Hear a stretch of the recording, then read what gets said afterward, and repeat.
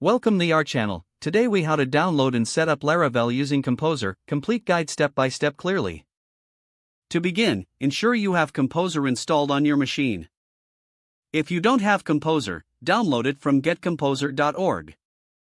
Open your command prompt or terminal. Navigate to the directory where you want to install Laravel. Use the command composer create project prefer dist Laravel/Laravel project name. Replace project name with your desired project name. This command will create a new Laravel project in a folder with that name. Once the installation is complete, navigate to the project directory using cd project name. Next, you need to set the application key. Run the command php artisan key generate. This generates a unique application key and sets it in your .env file. Now, configure your environment settings in the .env file. Edit the .env file using a text editor. Set the database connection details according to your setup. For local development, you might use db_connection equals MySQL, and configure db_host, db_port, db_database, db_username, and db_password. Next, ensure you have a web server installed on your machine. You can use built-in PHP server for development.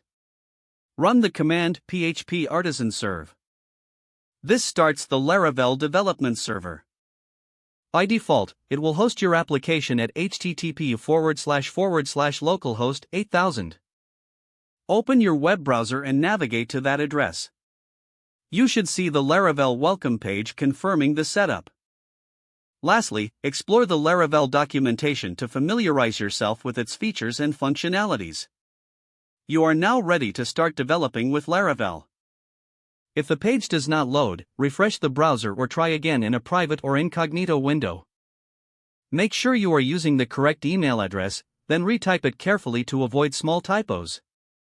If your password is not accepted, use the reset option and create a new strong password you can remember. Check your spam folder for verification or security emails, then complete any requested confirmation steps. Don't forget to like this video and subscribe to our channel for more step-by-step tech guides.